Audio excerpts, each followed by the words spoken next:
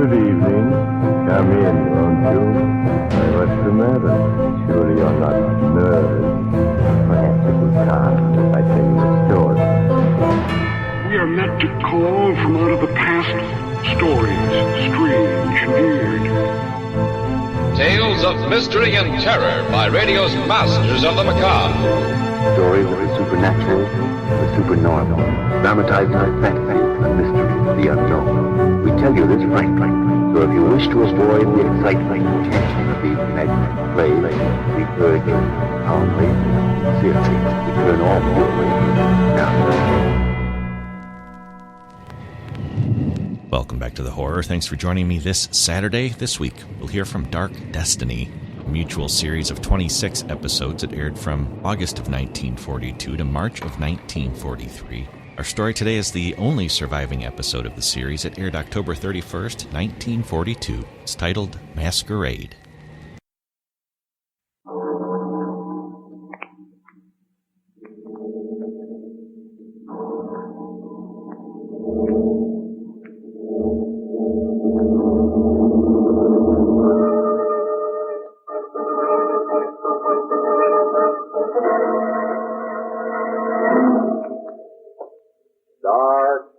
Destiny.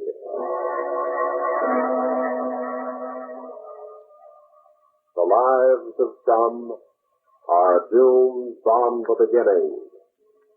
There are souls born beneath dark stars who must travel by strange and terrible roads to meet their destiny. This is the tale of one of these. The story we've called Masquerade.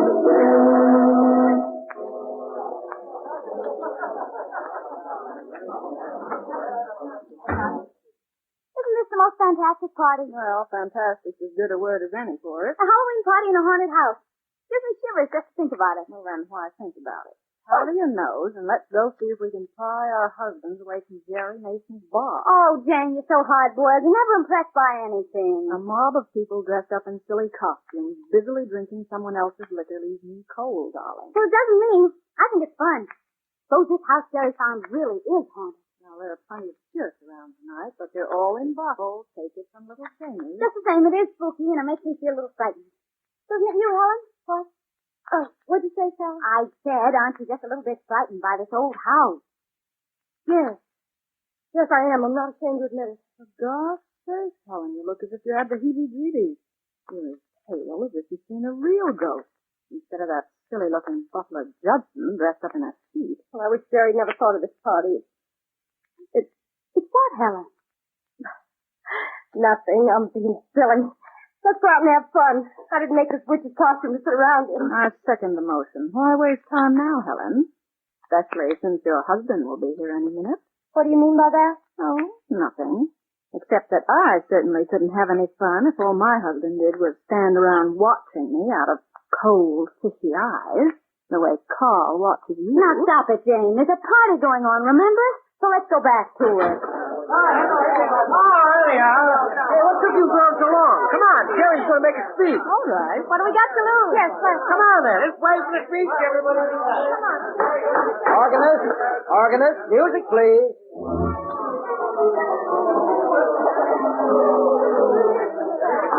Ladies and gentlemen, I mean fellow witches, wizards, vampires, werewolves, and whatever other unholy creatures we may have with us tonight. Now, the meeting will please come to order. I will now state the purpose of our gathering. Tonight is All Hallows Eve, better known as Halloween. Now, wait a minute. On Halloween, ghosts, witches, and uneasy spirits of all kinds are privileged to walk abroad. Vampires and werewolves may hold high holidays. The restless dead may step back from the great beyond and mingle with the living for a night. Isn't Jerry a freak? He sure is. Quiet now. We, the living, have long been remiss in our hospitality to the unfortunate spook who whose only amusement is to go around on Halloween saying boo at people. So tonight, by way of making amends, we all invite all ghosts, vampires, poltergeists, or other invisible spirits to join us. Accordingly, I, as host, extend the full hospitality of Haunted Hall to all such otherworld inhabitants who may be in the neighborhood and wish to drop in. If any such are about, make yourselves at home. What's the matter, Helen? I felt so cold just then. What time is it? Carl ought to finish with his business meeting and be here by now. It's not quite 10. He'll get here on time. When midnight strikes, we'll have a little seance. Then, if we have any ghostly guests with us tonight, we'll make them show themselves to us. But now let's have music. To suit the mood of the evening, all music has to come from the organ, which stood in the attic here for 40 years. And gave out ghostly chords whenever there was to be a death in the family. Organist, you ghostly chords, please.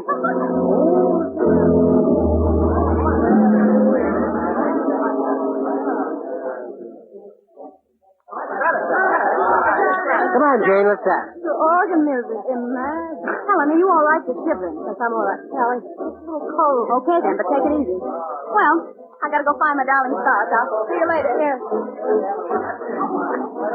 Helen. Jerry, I didn't see you. Don't look so guilty. People will suspect something. I'm sorry, Jerry. Come on, we'll dance. We can duck and talk someplace. Jerry. Don't talk now. Somebody might overhear you. Dance over toward the hall and then slip into the library. And have some privacy there before Carl comes. Oh, darling, I've been waiting 2 weeks for a chance to be alone with you again. Jerry, I've been waiting too. I know. After tonight, we'll never have to wait again. Here's the hall. Come on now, the library door's on this side. Don't think a soul saw us. Get inside so I can shut the door. Hey, see if you can find the light switch. Here it is. Good. No one's apt to interrupt us here in such a few minutes. Carl phoned only 15 minutes ago that he's on his way. The terrific rate he drives, he'll be here before we know it. He only knew how often I've prayed that he'd drive off the road some night and break his neck. Oh, Jerry. Jerry. Darling. Hold me in your arms, Jerry. Hold me tight. I'm frightened. Frightened? Because of Carl? Yes, I don't know if I can go through with it. But we have to. There isn't any other way. Couldn't we just go away together? Darling, my business is here, my work. We have to go through with our plans just as we made them. But maybe if Carl would let me divorce him. Oh, never. You know that. He'd die first. That's exactly what he has to do.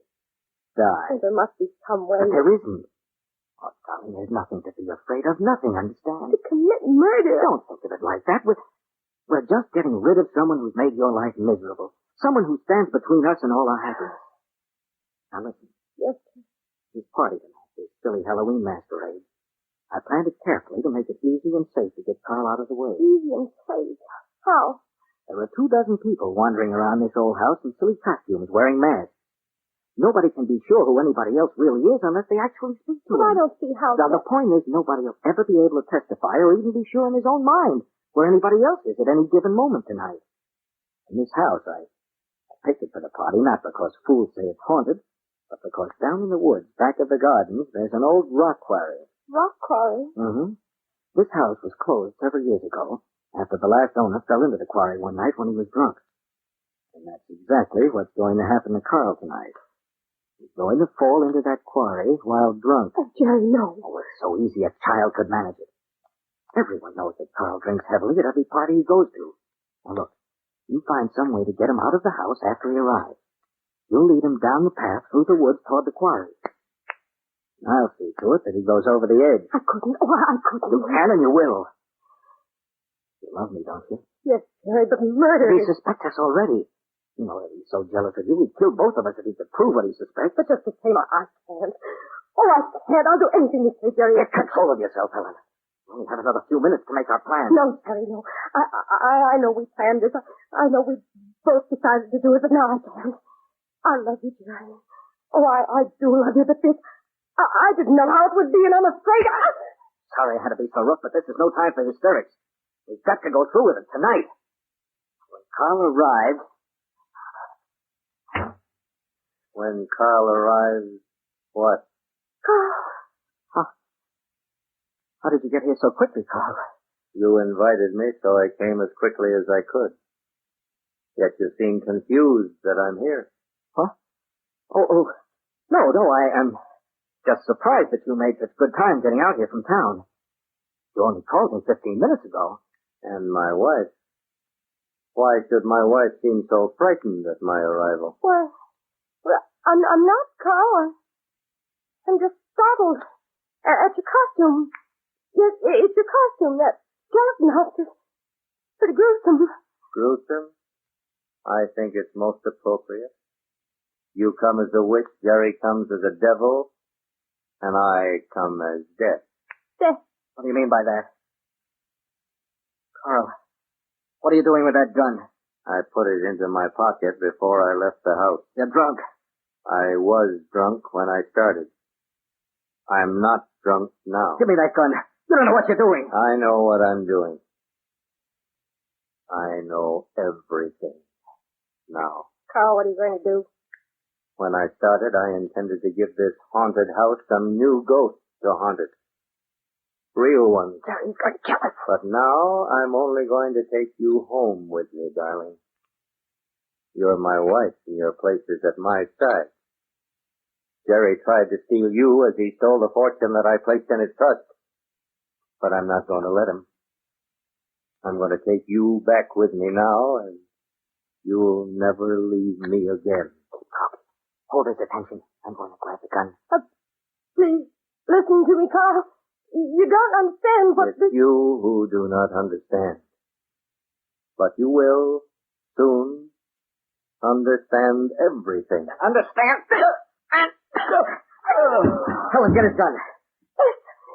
I got it. And find me something to tie him with, quickly. I didn't hit him hard enough to put him out for long. He'll come to in a moment. Tell me, what is it? Why are you holding his hand like that? Feel it. Cold. There's no pulse. He's not breathing. Carl's not breathing. Dead. Even though I didn't hit him very hard, he's dead. We've got to get rid of his body.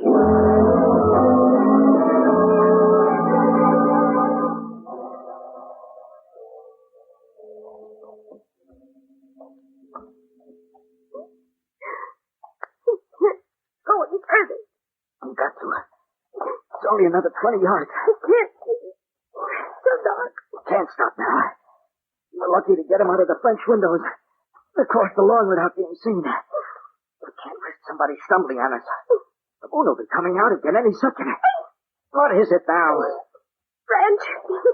Never mind it. The edge of the quarry is just behind the next turn. Oh, slowly now. Lead away with your feet. Are you standing on rock now? Yes. Okay. Good. You can put his feet down. Carefully now, not too much noise. There, it's done. You killed him. The murderer. Stop saying that. We are. He was going to kill us, wasn't he? It was just self-defense. Be careful. Don't move around. The edge of the quarry is directly in front of us. Moon's coming out. There, you can see down into it. So deep. Deeper, the better. Now get out of my way. I can finish Mr. Carl Donnelly alone.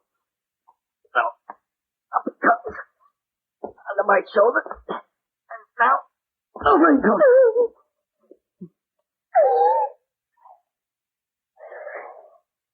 Well, it's all over. Except for the gun. Gotta get rid of that. If we found it, would look suspicious. What do you do with it? In the middle of the quarry, there's a deep pool. Going into that. There. It's in the pool. I heard it splash. Now, all we have to do is join the party again and act natural. In a little while, we'll pretend to worry about Carl and start looking for him, but we won't find him. Not tonight. That's natural. Oh, that's the truth. That's natural. Stop it. Stop it, Jeremy. You're going to act just as natural as I am because your neck is at stake, too. Unless we give ourselves away, nothing on earth can ever prove we're guilty. You hear that? Absolutely nothing on earth.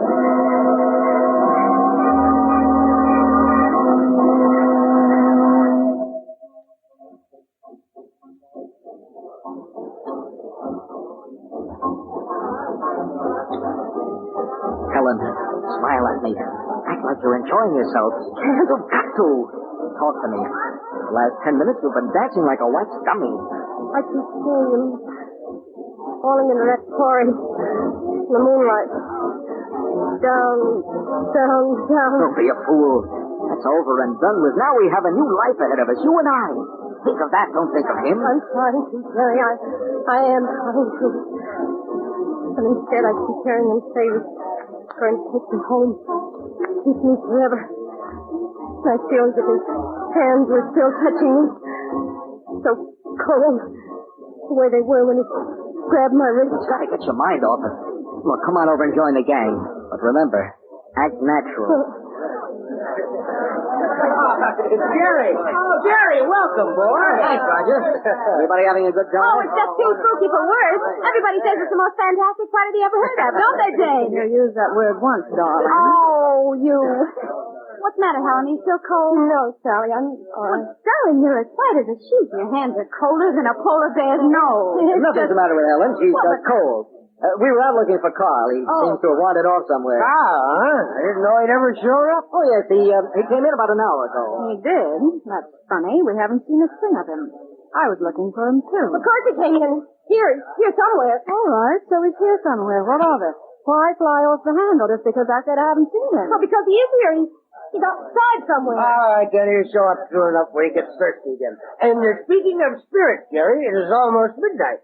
Time for that seance you said we were going to be treated to. Seance? Oh, you said if there really were ghosts around this house, we'd have a seance and make them show themselves. No. No, I don't like the idea either. Let's just forget it and come on, dance some more. No, we want a seance. Oh, no. We want to see a ghost. Yeah, we want a seance. We want to see a ghost. We want a seance. We want to see a ghost. No, stop it. What's eating you, Helen? You're about as much fun tonight as a corpse. She acts as if she'd seen a ghost already. Well, Helen's just worried about Carl. All right, I promise you a seance and we'll have one. Good. Now look, first we have to turn down all the lights. Then close all the doors and windows. And everybody has to sit in a circle and hold hands while I invoke the third. All right, we intend everything. You get your charms ready. Come on, Janie, let's get going. Hey, everybody, we're going to have a seance. Jerry, you mustn't do that. I've got to, don't you see? I've got to act natural. I can't do anything that would arouse any suspicion. But suppose you should really... Helen, snap out of it. This is all just make-believe, just a game I'm playing to keep those silly fools quiet. No one can materialize ghosts. Look, all I'm going to do is mumble a few nonsensical words and then say it wouldn't work. Now, come on, everybody's waiting. All righty, Jerry. Lights down, doors closed, everybody in a circle, holding hands. Now, go ahead with the mumbo jump. Sit here, Helen. Now, silence, please. Silence. No one must move or speak. The circle of clasped hands must not be broken. Is that understood? Then music, organist.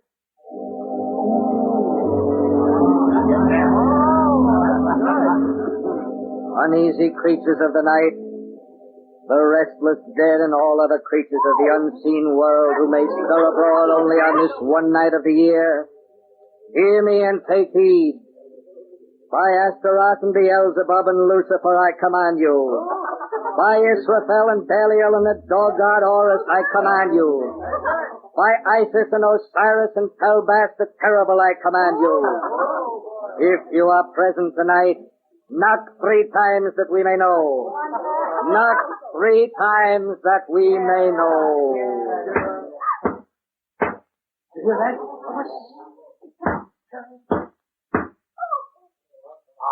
Oh, it's just somebody at the door. I'll open it here. No, I'll do it. What? Oh, it's you, Judge. I beg pardon for interrupting, sir, but supper's being served and everything is hot. Thanks, Judge. We'll be in a moment. Very good, sir. I'm sorry, folks. The seance seems to be a washout, but anyway, you can all eat now. You say eat. Leave me to it. If any ghost wants me, you can have me. Oh, Roger, come on, I'm stalled. Oh, Jerry, just a minute. Yeah? Helen looks all in. Maybe I better take her outside in the air for just a few minutes. Thanks, Sally. Look, you go on in with the others. I'll look after Helen. Tell the rest we'll be in a minute. Well, all right, Jerry, if you'd rather, but she does look awfully pale. What's the matter with you, Helen? You trying to put both our necks in a noose? Sorry, Jerry. I was afraid I was going to faint. I'll be all right if I can just have a little air. Oh, come on outside on the terrace. Here, we can go out through these French windows. Now, sit on the railing and pull yourself together. Remember, we still got to go through the motions of hunting for Carl. Jerry, I keep feeling his hands on my wrist. I keep feeling the touch of his hands and hearing him whisper in my ear that he's trying to take me home and keep me with him forever. Jerry! What is it? Noise. What's that noise? Noise? I don't hear any noise except the organ. Started dancing again. There's somebody coming out of the bushes. Don't be silly. Everybody's inside. There's someone coming up through the bushes in the woods. It's just an animal of some kind. It's not. The animal will be scared away by the noise and the light. Jerry, there's a man coming from the woods. From the forest. You're being hysterical. It's just an animal, I tell you. These woods are full of them. It's not. Let's see. Footsteps. They can't be. They are. Coming around the side of the house. Jerry, take me in. Take me in quick. Come on, then. If it's a tramp or a vagrant. Wait a minute, Jerry. Don't run away from me, Helen, my dear. You? You invited me, Jerry. I came as fast as I could. I hope I'm not too late for a dance with my wife. How did you get here? I just came. Come, dear. The music's playing. Just one dance, then I must take you home with me. You're not dead. Come, my dear. The music is playing. Just this one dance. Then we must go. Don't touch me. Surely you're not afraid of me, my own loving wife. Come, we'll dance, and then we'll go. Jerry, do something. Don't let him touch me. Oh, you're choking me. Jerry. I'm here and I found a rock big enough to fire. You dirty.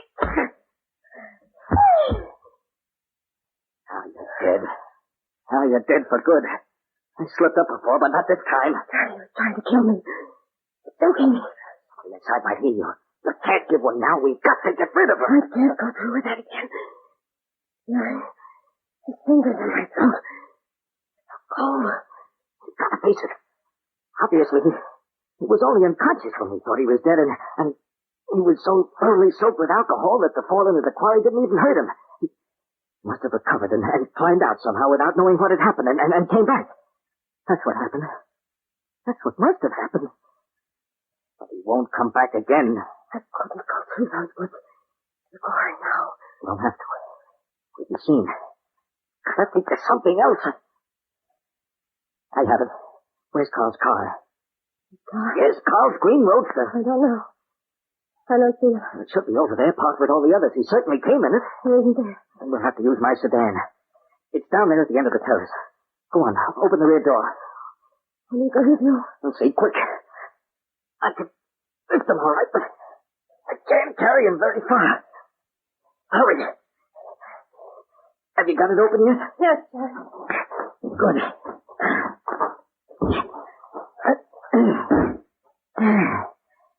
There. I'll get my front suit. Do as I tell you. You haven't any time to waste. Come on, get in. It cost me the tar, but it'll be worth it. His hands on my neck. So cold. So cold. Pete's sake, stop it. Oh, do you think my nerves can stand you sniveling? Do you think I like this? Don't How did I say it? Sorry, Jerry. With him in the seat behind me. He won't be there long. What are you going to do with him? It's a blind curve up ahead a ways.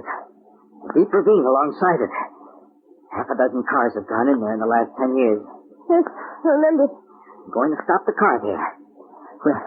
We're going to get out and pop him up behind the wheel. Then I'll start the car and send it over the edge. We'll tell the police we found him wandering around drunk and we took him for a drive to sober him up. But he insisted that we get out and let him drive, and he got so violent that we had to. Then he lost control of the car. Will they believe you? I don't know, but they won't be able to prove anything if they don't. Aren't we there yet, Jerry? Are we almost there? Almost. Just another mile. I keep thinking that I hear him moving behind us. I keep thinking his hands are reaching for me. So cold. I know. I'm not blaming you, but hold on to yourself. In another 5 minutes, we'll be forever rid of Carl Donnelly. Did you call me then, Jerry? Yes, Jerry, I heard you call me. You and Helen. So I came. You're not alive still. You're not. You can't be. My wife has fainted. You tend to her. I'll come up front with you and drive. Stay where you are. You're dead, you hear? You're dead. I'll drive, Jerry.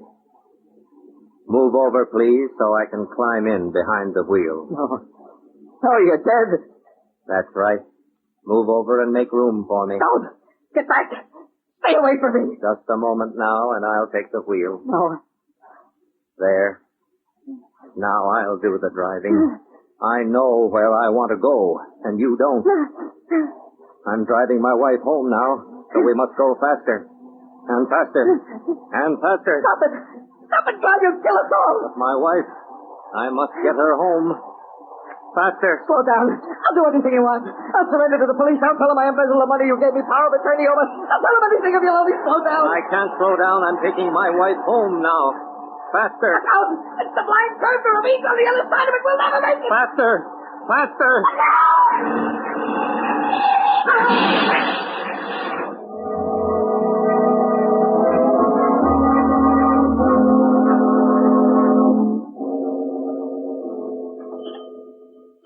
Hello?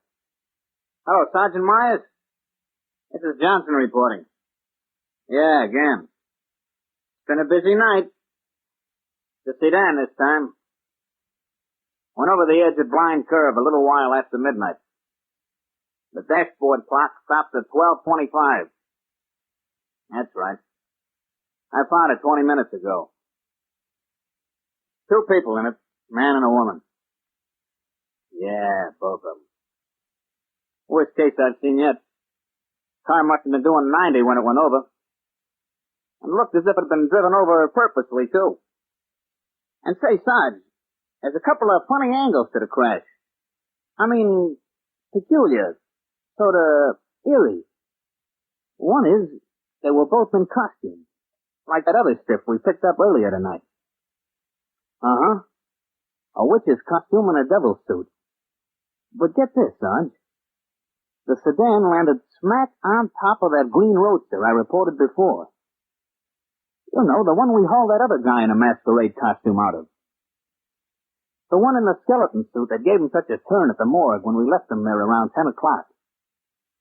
Yeah, the one we identified 3 hours ago as Carl Donnelly.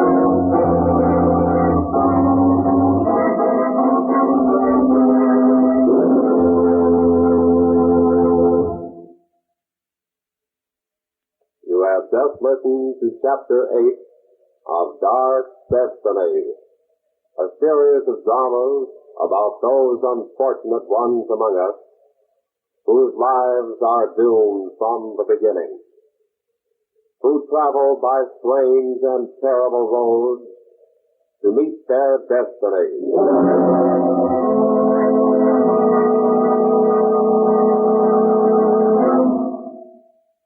Tonight's story, Masquerade, originated in the studios of Station WOR.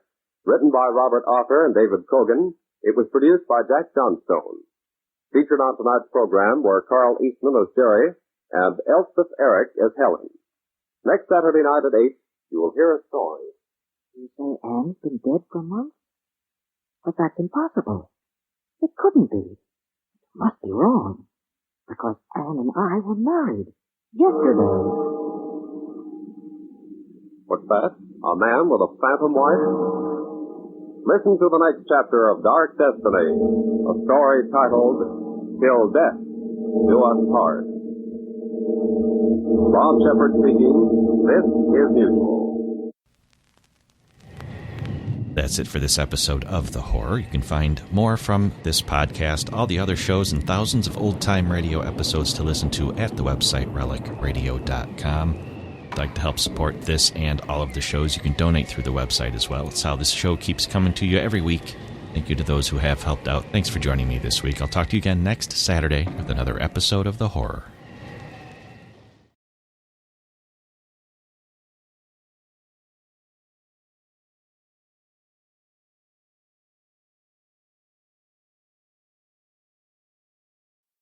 Strange Tales.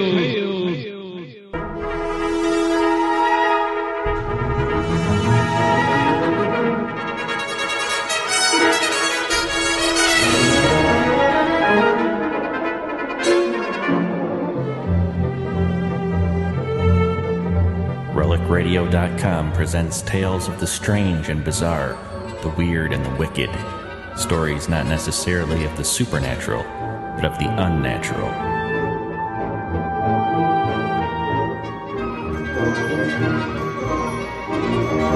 Join us now for Strange Tales, featuring radio drama at its most mysterious and unusual.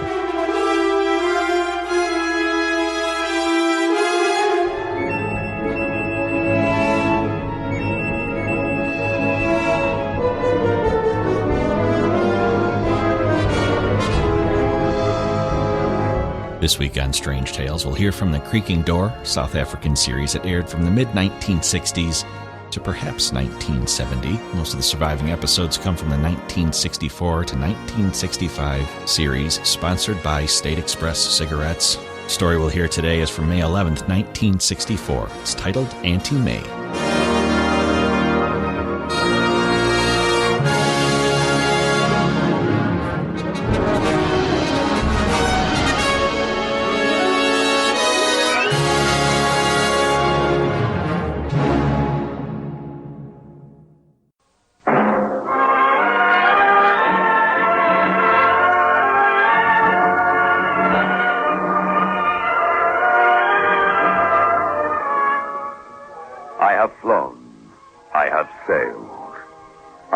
About this world of ours, and ever in search of the finest of its kind, we bring you the tops in spine chillers.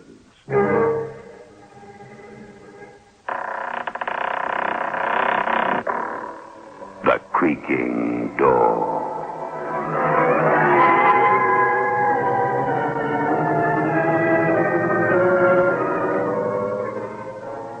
The manufacturers of State Express 3/5 Filter King cigarettes take pleasure in presenting The Creaking Door.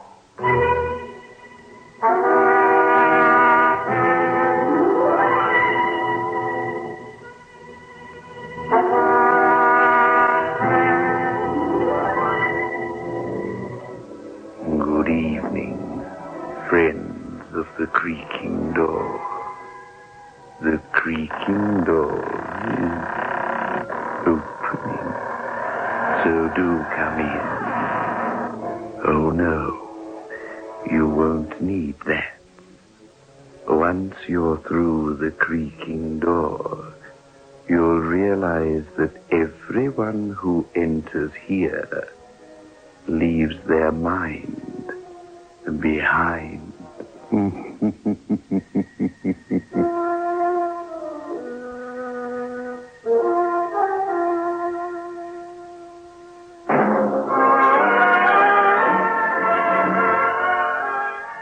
Move in world class.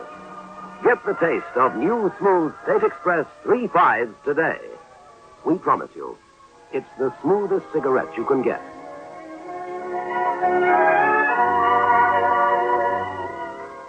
It's a blend that has been perfected after years of constant research by our master blenders, and the recent development of an entirely new process which gives you an even smoother 3/5 smoke.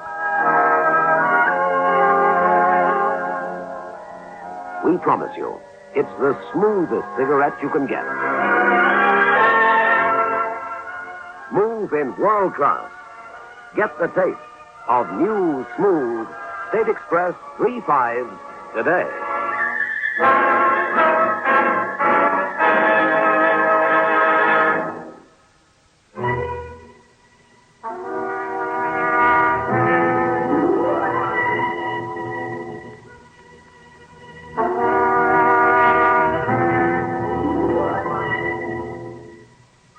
With his hands clasped in front of him, the cord from his dressing gown trailing across the highly polished surface of the floor, Oliver Carsons walks in his slippered feet.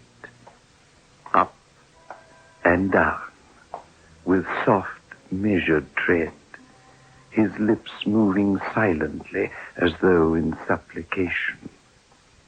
A voice stabs at his consciousness like a sharp knife. Not in bed yet, Mr. Carter. It's you. Yes, I'm going. Well, sleep well. Pleasant dreams. Yes, thank you. Good night, then. Sleep well. Stay awake. That's the only answer. Think of those who love me, who want to protect me. Think of Auntie May, for instance. You're here? I told you last night I'd be here. Last night was a dream, a nightmare. You came into my mind. And now? Please, leave me alone. 3 nights you've been standing there grinning at me with ashen white face, those large eyes, hot coals of fire, as though you were going to burn right through to my very soul. You must pay for your crime. It wasn't a crime. It's true what you keep telling me. No. Let me remind you.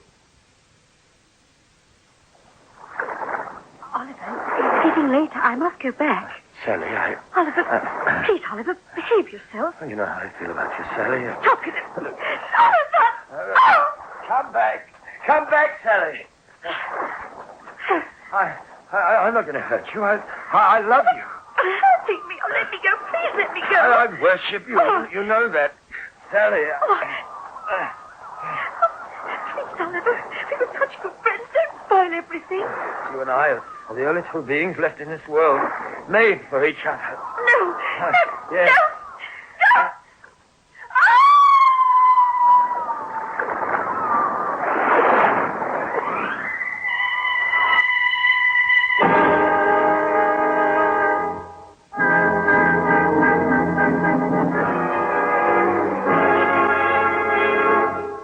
You killed her. What are you going to do? Look at these hands. Huh? Give me your wrists. They're as cold as death? No. No. Auntie May! Auntie May!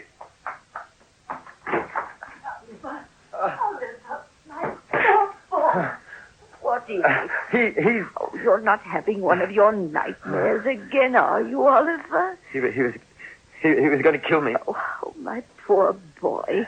You're imagining these things. He was here, I tell you. You must believe me. Dear Oliver, my dear boy, what am I going to do with you? There's no one here. My room's next door. I rushed as soon as I heard you shout. No one left by your bedroom door. The window's bolted and barred. You must have been dreaming. But Auntie May, you saw for yourself. I haven't been to sleep. This man you say that visits you in the middle of the night. What does he look like? He's tall, with a long, thin face. His skin's drawn tight. His face is almost like a skull. His eyes are like 2 pieces of black coal set against a yellow flame.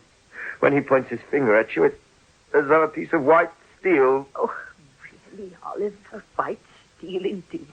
Now you try and get some sleep. Please don't leave me. Please, Auntie May. I promise not to leave you until you're fast asleep. But supposing he... Now do what your Auntie May says. Yes, you're the only one that can help me. Now, that's right. Now just relax. Relax. You're so good to me. I don't know what I'd do without you.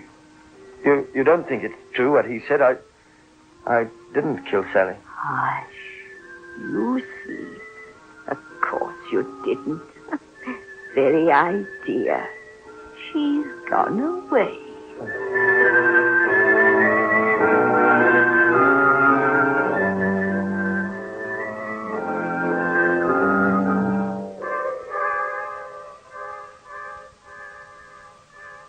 Hello, Oliver.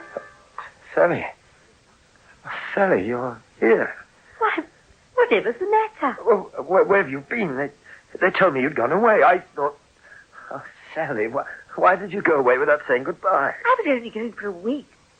Besides, you were very naughty that day on the cliff. When you ran away from me, I I didn't know where to find you.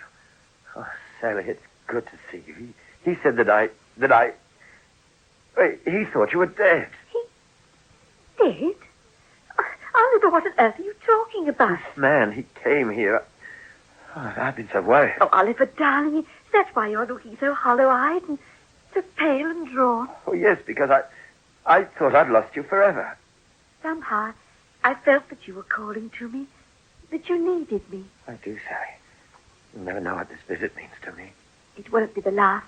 I know I acted a little foolishly running away from you, but we'd only known each other just over a week. Just one little kiss, that's all I want.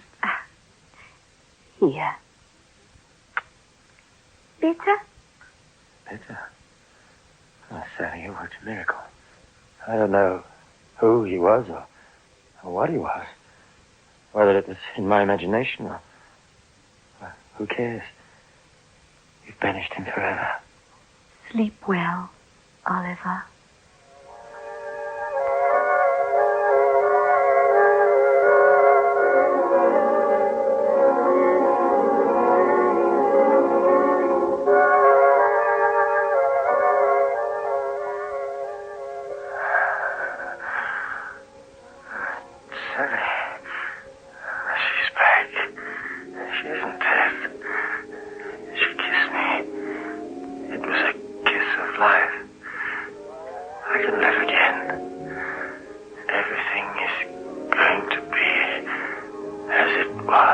Everything?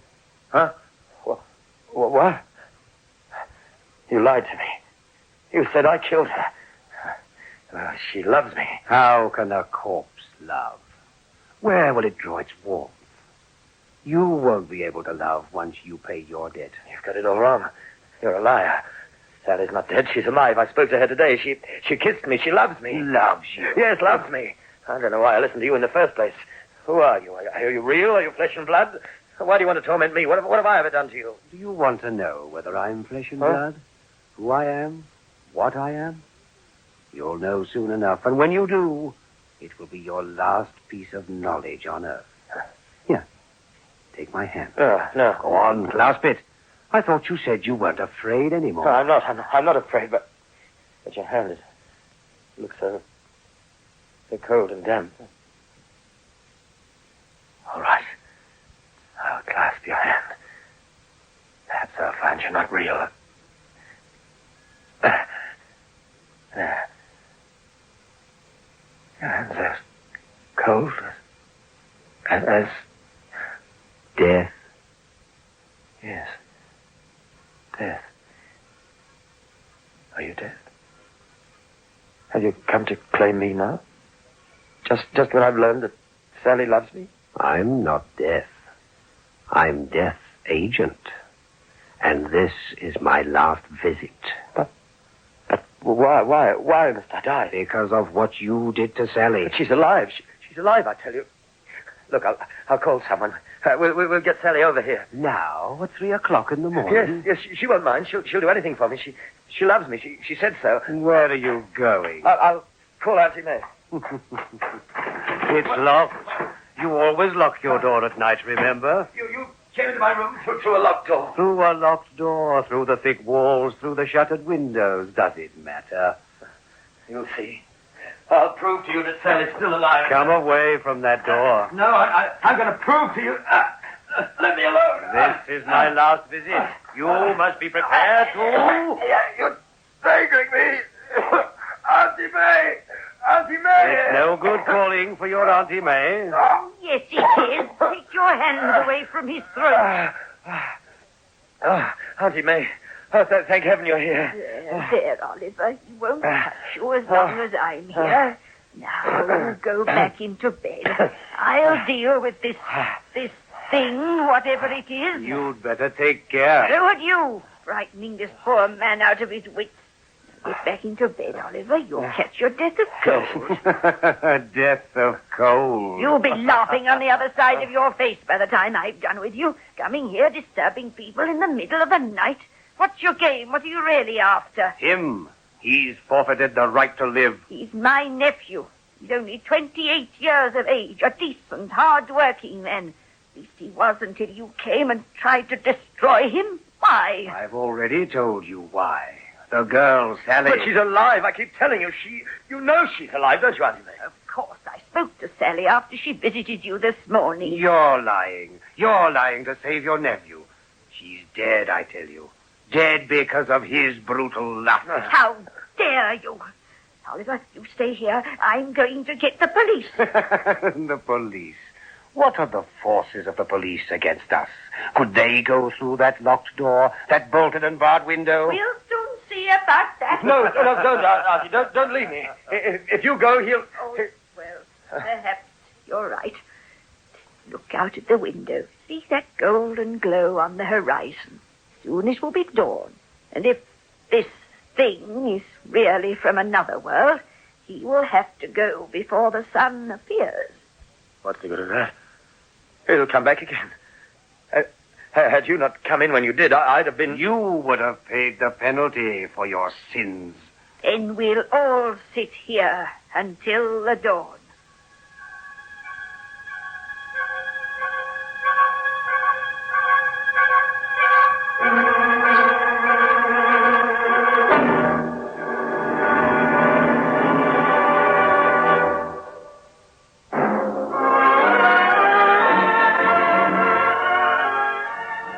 In world class.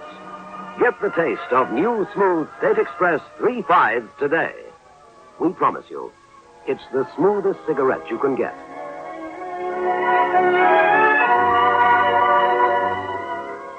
It's a blend that has been perfected after years of constant research by our master blenders, and the recent development of an entirely new process which gives you an even smoother 3/5 smoke.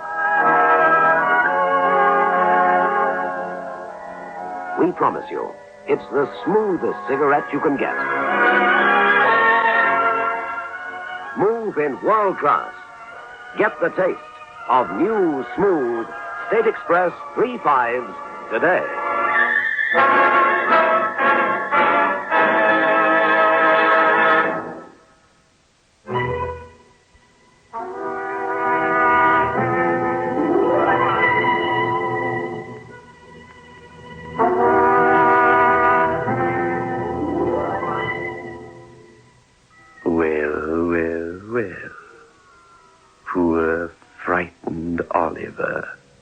Lying there on his bed, with his Aunt May sitting at his side. And the ghost, is he still there? Or has he gone to find his aunt? Wake up, Oliver. Wake up. He's gone. Oliver. Oliver, wake up. Look, the sun is high in the sky. Let's open the window. No. Please don't do that, Auntie May. He's... Yes, he's gone. Oh, thank goodness you're all right. I'm ashamed to say I dozed off, and when I opened my eyes, he wasn't here anymore. Heavens, I have a lot to do. Why don't you get up and take a walk in the sun? Yes, I think I will. Now that I know that Sally's all right. That's a good boy. But what about... Don't you worry about him. Now, as soon as you've had your morning tea, go out and get some fresh air. Yes, I will, Auntie May. Good, and I'll see you later. Auntie May, the door's locked. I'll unlock it. Auntie May! Auntie May, where are you? How did you get out? How did you get out of this door? Carson, what's going on? Oh, good gracious me, now look at you. Here, let me help you get into bed. How did you get in here? The door was locked. I thought it was locked. Oh, dear, into bed you go. That's it. Oh, now look at the state this pillow's in. There. Now, don't you move. But I was going out in the sun. Later. Oh, you look so pale. I'm going to get Dr. Ratcliffe to look at you. Now, please, Mr. Carson, just stay where you are. All right.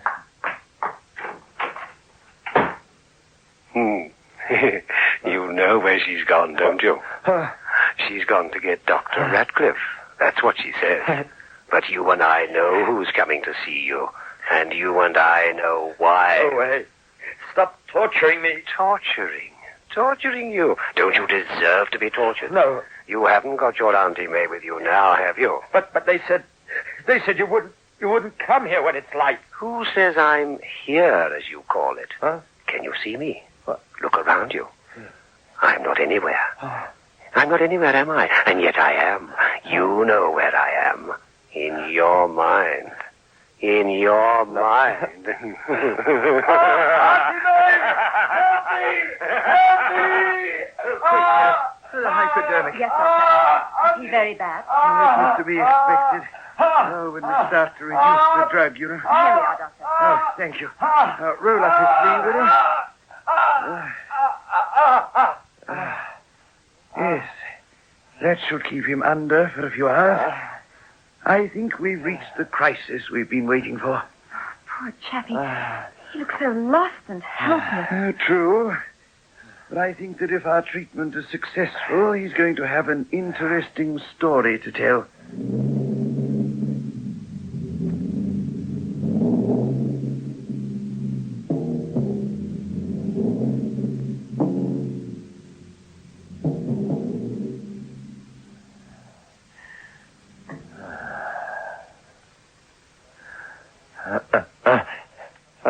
Auntie May? Auntie May? So you're awake, Carson. You're... Yes, Dr. Ratcliffe. You've been having rather a bad time the last few days. How are you feeling now? Auntie May, she... Carson, for your own sake, we have to bring you down to reality. Huh? When you first came to the sanatorium, you were under heavy sedation. Then we reduced the amounts because we can never hope to cure any form of mental sickness unless we get at the cause. And you know what the cause of yours is, don't you? No, I'm not sick. I want my Auntie May. Now, listen to me, Carson.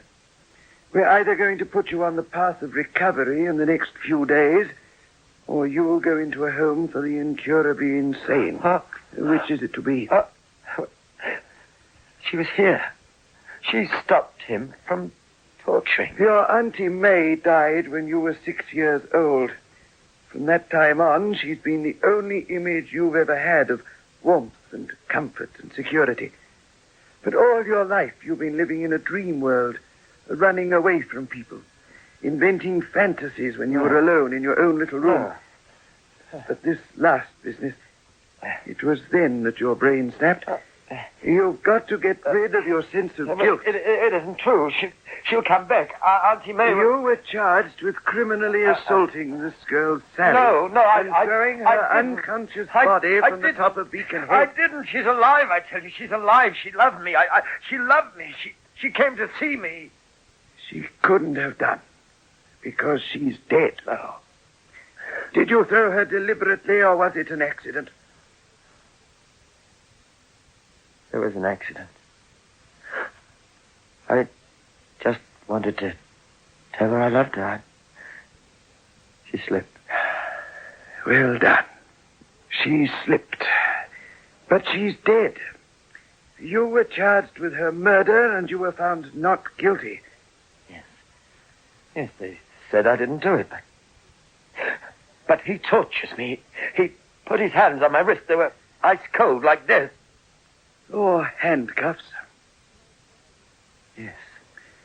My compliments to Detective Sergeant Hinchcliffe, nurse. Tell him I'd be grateful if he'd come to the sanatorium. I need his help. Yes, Doctor. Carson's, 4 nights ago we gave you EST treatment. You've been having a bad time, but I think we're going to put you right. Now, you were charged and you were found not guilty. I told the truth in court. He doesn't believe me. We're going over the evidence of that day, of how you laughed and made love, and she ran out and her foot slipped.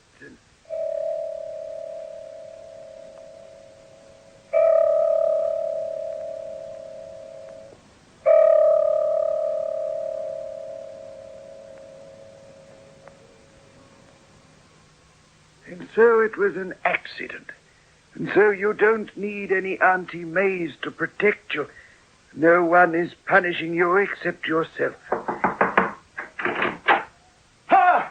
Keep him away! Keep him away! Come on in, Sergeant. Sergeant? Sergeant Hinchcliffe, you spent many hours interrogating Mr. Carson. Yes, I did, sir. You accused him of killing that girl. Yes, but it's all over now. The court found him innocent. You think that I'm innocent? Of course I do, Mr. Carson. Now that the court has found you innocent, well, I accept that. Is he the apparition that's been visiting you? Yes. But I don't understand. Sergeant, do you solemnly promise to leave this young man alone from now on? Of course, but I don't quite understand how... Come with me, Sergeant. Just stay with Mr. Carson, please, will you, nurse?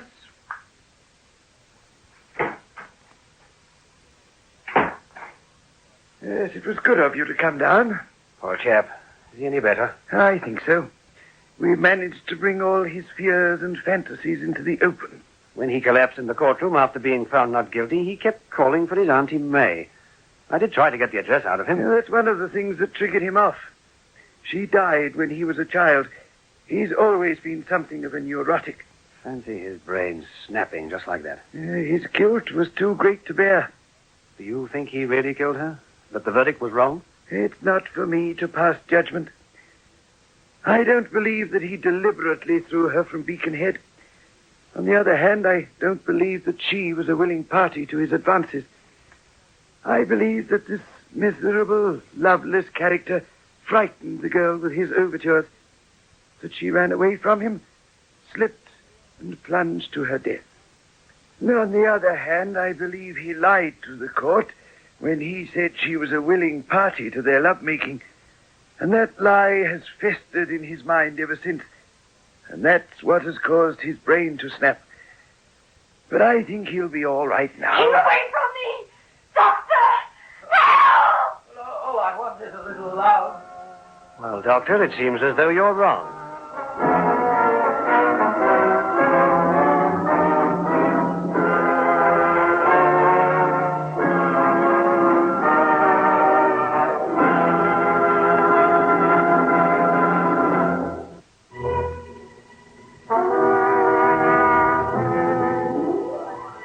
Judging by that girl's scream, they're going to find Oliver Carson's a much more difficult nut to crack than they thought.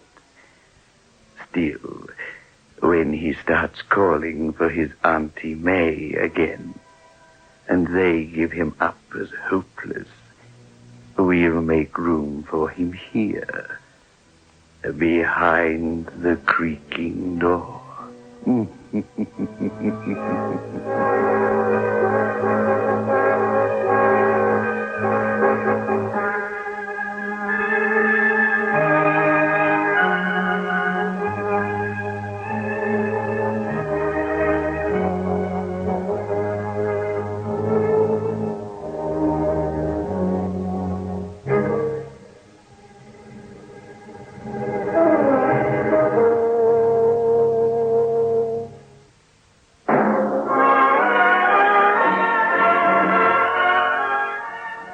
In world class.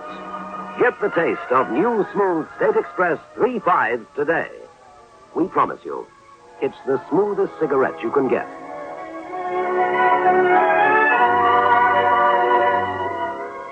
It's a blend that has been perfected after years of constant research by our master blenders, and the recent development of an entirely new process which gives you an even smoother 3.5 smoke.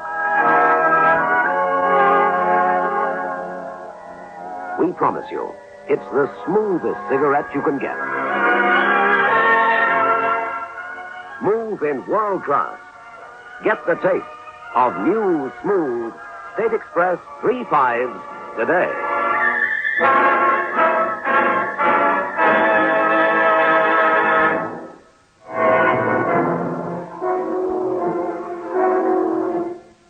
This is your host back again. Just a reminder of our rendezvous next week. Where are we going? Through the creaking door, of course. The manufacturers of State Express 3/5 Filter King cigarettes invite you to listen next Saturday at 9 o'clock when they will again present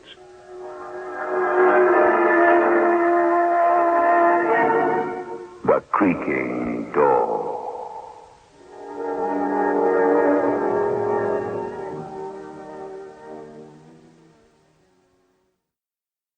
That's it for this week's Strange Tales. I hope you enjoyed today's show. You can find more from The Creaking Door at relicradio.com, alongside past episodes of Strange Tales, all the other podcasts, thousands of other old-time radio episodes, all available for free thanks to your support. If you'd like to help out, visit donate.relicradio.com or click on the donate link on the website.